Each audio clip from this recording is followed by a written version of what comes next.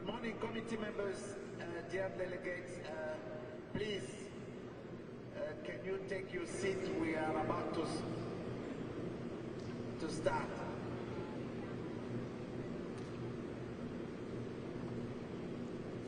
Bonjour, chers délégués. Je vous invite à prendre vos places, chers membres du comité. Nous allons commencer la session de ce matin. Merci.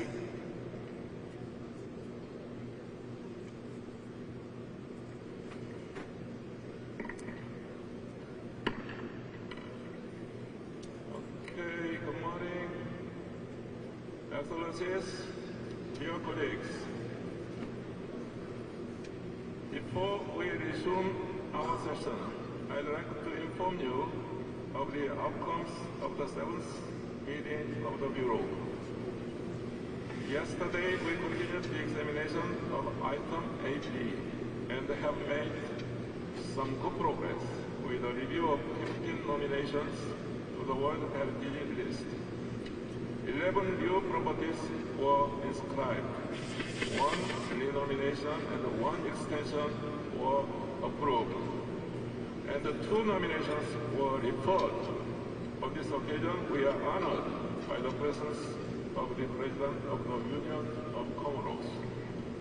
Allow me to warmly congratulate once again on behalf of the entire committee, all nominating state parties, for enriching the World Heritage List.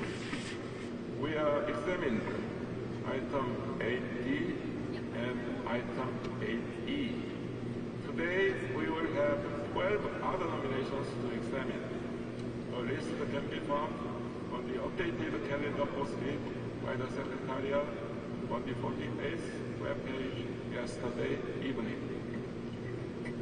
The Bureau also agreed that if the nomination advances well in the morning, we will reopen item 7B related to the state of conservation at 12 o'clock approximately.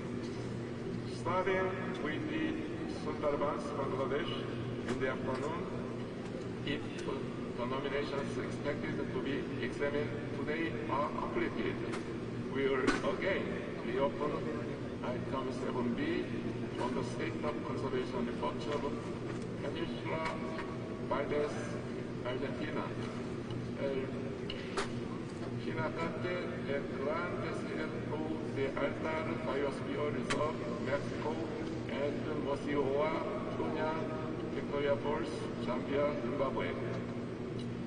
Considering that we are running late, and in order to accommodate discussions of some files of items that we today, the speaking time will be reduced from 3 minutes to 2 minutes for committee members.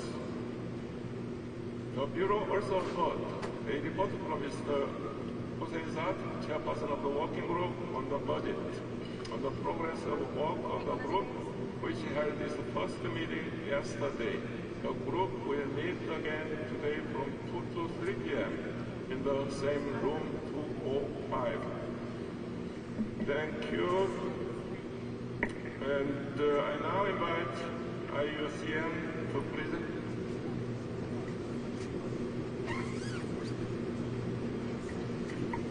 So, Excellencies, dear colleagues, I now invite IUCN to present the nomination of Bonabadingulio Migratory Landscape, South Sudan. IUCN, you have the floor. Thank you, Mr. Chairperson. Good morning to all colleagues and delegates. IUCN's evaluation of the Boma Badingilo migratory landscape can be found on the pages indicated on the slide. And IUCN recommends the committee to inscribe this property on the World Heritage List under natural criteria 7, 9 and 10. IUCN also recommends the simultaneous inscription of the nominated property on the list of World Heritage in danger, in line with the procedure for nominations submitted on an emergency basis, which are outlined in the operational guidelines, and I recall ICOMOS covered in detail in terms of the background of the requirements in their earlier presentation. Mr. Chair, the Boma Badingilo migratory landscape is located in southeastern South Sudan and comprises an extensive complex of savannas, wetlands and woodlands spanning over 11 million hectares. It encompasses the Boma and the Badingilo National Parks together with the surrounding wider ecological landscape. The nominated property is transformed seasonally through one of the world's most spectacular wildlife migrations. Each year, an estimated 6 million white-eared kob, tiang and Mongala gazelle move through this largely intact and unfragmented environment in the largest terrestrial mammal migration globally. This natural phenomenon of exceptional scale and connectivity is considered to be of global significance under Criterion 7. Criterion 9 is justified. The Boma Badingilo migratory landscape forms a single functioning ecological system shaped by the complex interactions of seasonal flooding, wildlife movement and vegetation dynamics. It represents a highly important and rare example of a large-scale migratory systems that would have historically characterized many of the world's grasslands but have frequently been lost due to widespread fragmentation.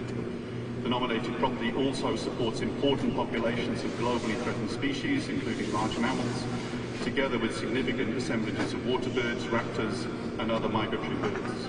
Biodiversity inventories, although yet to be fully documented or studied, are likely to be an underrepresentation of the true biodiversity values found within the landscape, and we consider the Criterion 10 is justified. Mr. Chair, while strong natural values are demonstrated, significant further work is necessary to ensure the adequate protection and management of the nominated property. Although 2 national parks are included within the boundaries, the vast majority of the migratory landscape currently remains without official legal protection or designation. A comprehensive landscape scale protection framework, building upon the recently initiated national gazettement process and recognising the protective value of traditional land use systems, alongside strengthened legislative protection mechanisms, will be important for the long-term conservation of OUP. The existing management partnership between the State Party and African Parks provides a foundation for the management of Boma and Badingilo National Parks, but this should be extended to form a comprehensive management system across the entire nominated property, together with sufficient technical and operational capacity and sustainable financing. The Boma Badingilo migratory landscape is a culturally diverse area in which antelope migration have thrived alongside the traditional livelihoods and customary land use systems of indigenous peoples and local communities. The nomination reports important initial efforts that have been made towards obtaining prior and informed consent, although ASEAN notes that further consultations and the completion of this process is reported as a priority, together with effective community participation in the governance and management of the nominated property. With regard to integrity, the absence of a buffer zone is justified, given the large scale of the site, and the boundaries have been designed to ensure the key ecological processes and migratory dynamics are included. However, the nominated property also faces serious and escalating threats from increased commercial poaching, infrastructure, natural resource development, insecurity and conflict and management challenges, all capable of causing irreversible degradation of this landscape's extraordinary values. And therefore ASEAN considers the requirements of the emergency nomination to be met in terms of the requirement to demonstrate an emergency situation as defined within the operational guidelines. Mr. Chair, the draft decision can be found in document 8B as shown on this slide, and it contains ASEAN's recommendation to inscribe the nomination of the Boma Badingilo migratory landscape on the World Heritage List under natural criteria 7, 9 and 10, and for simultaneous inscription of the nominated property on the list of World Heritage in danger. Mr. Chair, in closing, ASEAN welcomes the State Party's commitment to the conservation of this globally extraordinary area. We stand ready to support the State Party in addressing the recommendations outlined in the draft decision, and we thank the State Party for the intense exchanges and collaboration in addressing this emergency nomination, which is in fact the first emergency nomination for a natural site that we've considered during the history of the Convention. Thank you, Mr. Chair. I thank you, ASEAN. with a very beautiful photo we are describing this property. As there is no proposed amendment, I now invite you to adopt the draft decision 48-AB.2. Unless there is an objection from the floor, I see none. I therefore declare draft decision 48-AB.2 adopted.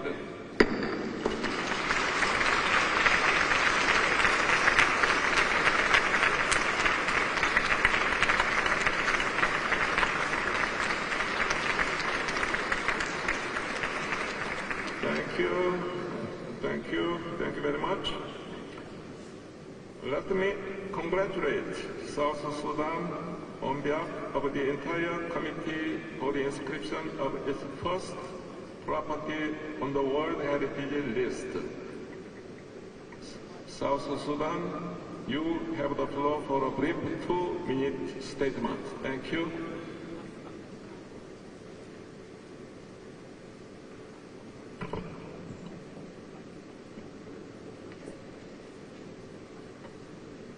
First and foremost, I give thanks to God for His grace, guidance, and faithfulness in bringing together us in this important occasion. Mr. Chairman, distinguished members of the World Heritage Committee, Mr. Assistant Director General for Culture, Mr. Director General for World Heritage Center, representatives of ICUN, Excellencies, ladies and gentlemen. On behalf of the government and the people of the Republic of South Sudan, it is a profound honor to address this distinguished committee on this historic occasion. This month, South Sudan celebrated 15 years of independence. Today, our nation celebrated another defining milestone with the inscription of the Boma Badingilo migratory landscape on the UNESCO World Heritage List, our country's first World Heritage property. The government and the people of the Republic of South Sudan express their deepest gratitude to the World Heritage Committee for this historic decision. We also extend our sincere appreciation to the government and the people of the Republic of South Korea for their warm hospitality. South Sudan is profoundly grateful to UNESCO, the World Heritage Center, ICUN, fellow state parties, the African Group, and all international parties, partners and friends of South Sudan, whose technical, diplomatic, and financial support and on this achievement possible.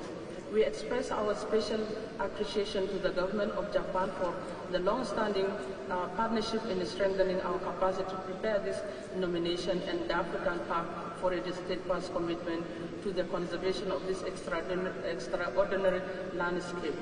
Above all, we pay tribute to our local community whose generation of stewardship safeguarded this exceptional heritage.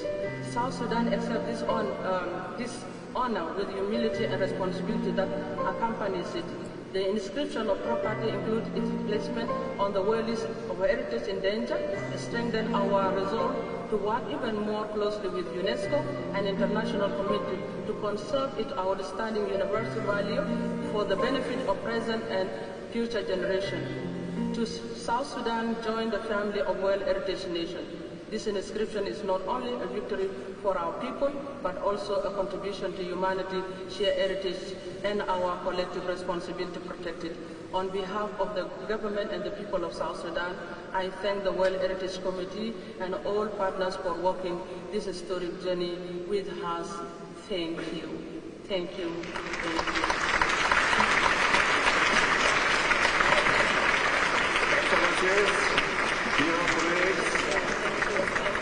Excellencies, dear colleagues, before celebrating South Sudan's first inscription on the list of our World Heritage List, I'd like to give the floor to Senegal on behalf of a regional group. And Senegal, you have this 3 minutes.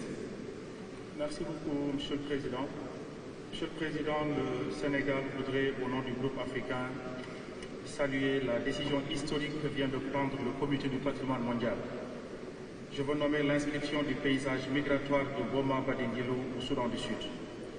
J'en profite pour remercier chaleureusement le soutien apporté par tous les membres du comité à cet important dossier de l'Afrique, ainsi que tous les organes consultatifs de leur engagement, de leur accompagnement également.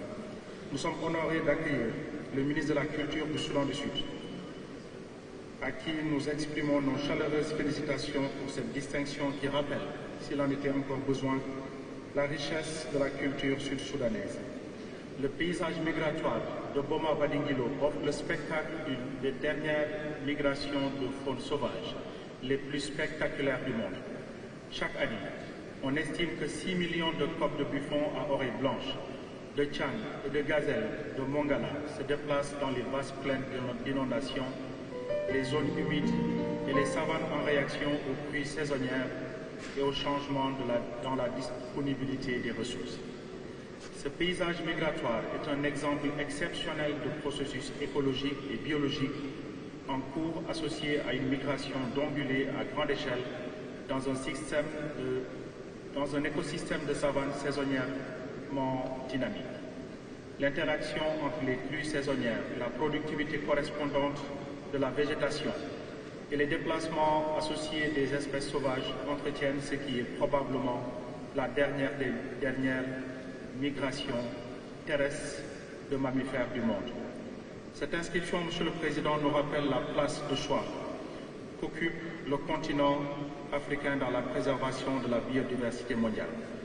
Avec cette inscription et celle des médinas des sultanats historiques des Comores intervenus hier, le nombre de pays africains n'ayant pas de biens sur la liste du patrimoine mondial s'élève présentement à 7.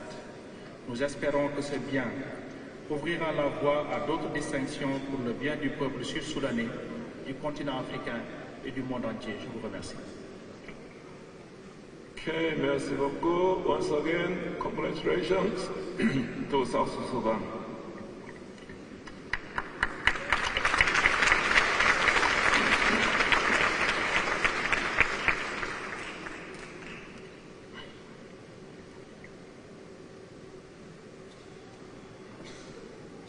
Excellencies, dear colleagues, I now invite ICOMOS to present the nomination of ancient capitals of Asuka and Fujiwara, Japan. But before I give the floor to the Secretariat, Mr. Balsamo, please.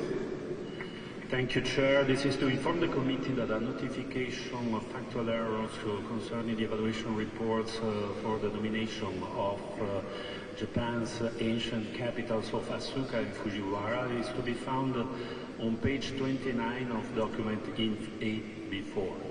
Thank you. Thank you, Mr. Balsamo. ECOMOS, you have the floor. Thank you, Chair. Good morning. This is the presentation of the ICOMOS evaluation of the ancient capitals of Asuka and Fujiwara, Japan. The ICOMOS report can be found in document INF AP1 on page 94 of the English version and page 119 of the French version. On this evaluation, ICOMOS has received a letter on factual errors and has acknowledged some of these errors. Located in the southern part of the Nara Basin, Asuka and Fujiwara were two ancient capitals of the Japanese archipelago from the late 6th to early 8th centuries that marked the establishment of a centralized state system modeled after the Chinese codified law known as Ritsuryo. The efforts to centralize were motivated by engagements with Chinese and Korean powers during a dynamic period in East Asian history. Asuka and Fujiwara were influential in the formation of the subsequent Japanese capitals at Nara and Kyoto.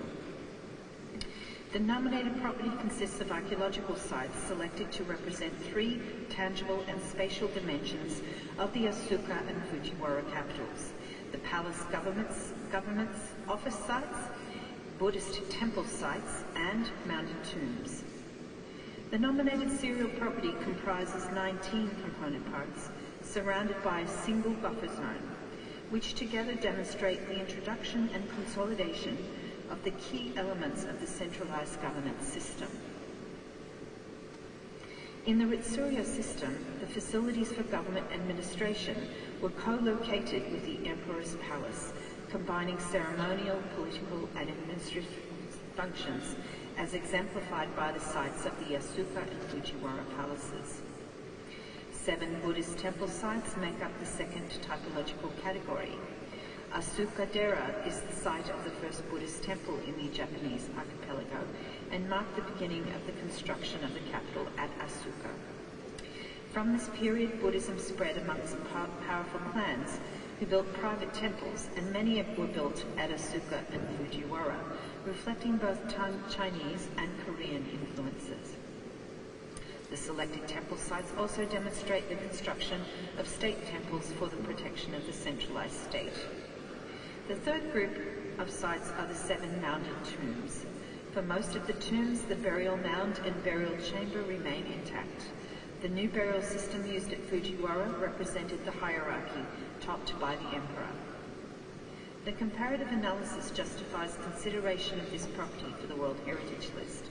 The serial approach is justified on the basis that this is the combined evidence from the component parts that can demonstrate the processes and spatial meanings of capital development and governance. The nominated property demonstrates criteria 2 and 3. Criteria 2 is based on the ability of these sites to demonstrate the interchanges in governance models between China, Korea, and Japan in this period, as well as the introduction of Buddhism to the Japanese archipelago. Criterion 3 is justified on the grounds that the nominated sites constitute an unparalleled ensemble that bears testimony to the formative processes of centralized ancient capitals in East Asia. The conditions of authenticity and integrity have been met. The 19 component parts contain the necessary attributes to represent the characteristics of these early centralized state systems. The attributes are mostly below-ground archaeological sites that have been well researched and conserved. The boundaries are adequate, and the single buffer zone provides an added layer of protection. Key pressures are actively managed, and above-ground representations using non-destructive methods and materials have been established to aid interpretation. The component parts and buffer zones are protected by laws at the national and local levels, and changes or developments within these areas are strictly regulated. Some of the land is in private ownership and much is in farming use. There is a comprehensive preservation and management plan for the nominated serial property and its buffer zone. There is a coordinated management mechanism, and each component part has an individual management plan. The component parts and buffer zone are subject to systematic monitoring and maintenance. Some of the sites are tourism attractions, and there are plans in place for expected growth. There are several museums with collections and exhibitions about the sites. Generally, the attributes have a stable condition, and monitoring is in place. Wall paintings have been removed from the interiors of 2 of the tombs in order to carry out conservation treatments and to research the best means of ensuring their preservation in situ in the future. Here is a summary of the ICOMOS evaluation of the proposed outstanding universal value of the nominated property.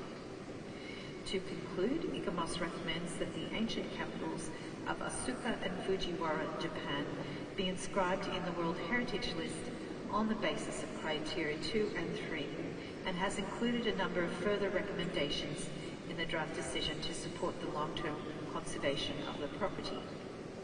Thank you, Chair.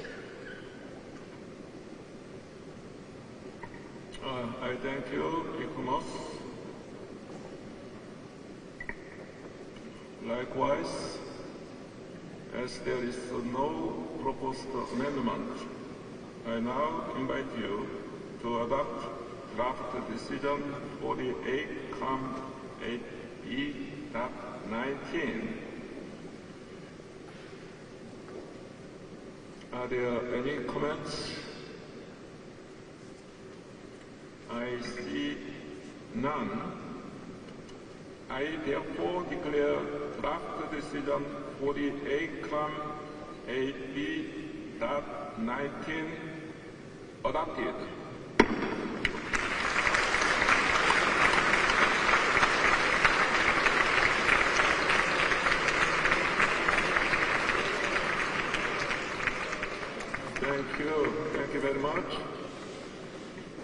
Excellencies, dear colleagues, let me congratulate Japan on behalf of the entire committee for the inscription of this property. Japan, you have the floor for a brief 2-minute statement. Thank you. Thank you, Chair, distinguished delegates, Excellencies, distinguished participants. I am Kobayashi Shigeki, the State Minister of Education, Culture, Sports, Science and Technology. On behalf of the Government of Japan, I'd like to express my deepest appreciation to all committee members for inscribing the ancient characters of Asuka and Fujiwara. I'd also like to sincerely thank ICOMOS for their comprehensive and positive evaluation. This property bears an exceptional testimony to the important interchange of human values and to the formative processes of ancient capitals in East Asia. Today's inscription marks a new chapter in the long history of Asuka and Fujiwara. We reaffirm our commitment to transmitting this valuable property to the future generations.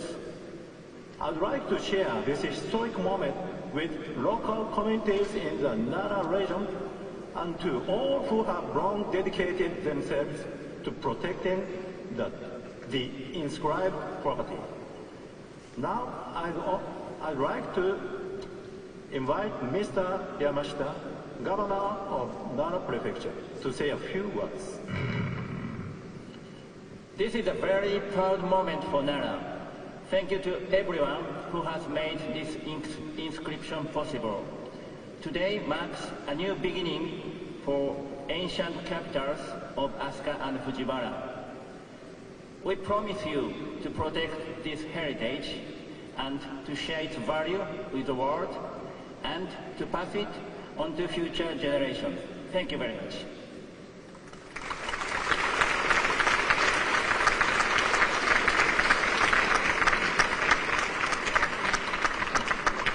Thank you.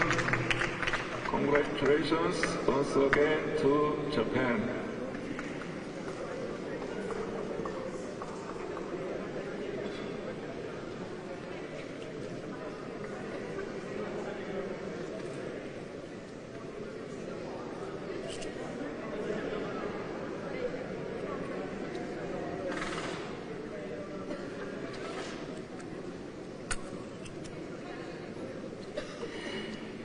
Dear delegate, can I invite you to celebrate outside the room, please? Dear committee members, we need to continue with our work. Okay, Excellencies, dear colleagues, I now invite ICOMOS to present the nomination of Tashkent Modernist Architecture, Modernity and Tradition in Central Asia, Uzbekistan. Thank you, Mr. Chairperson. This is the presentation. Please, before I give the floor to the Secretariat, Mr. Balsamo first, and followed by ICOMOS presentation, Mr. Balsamo.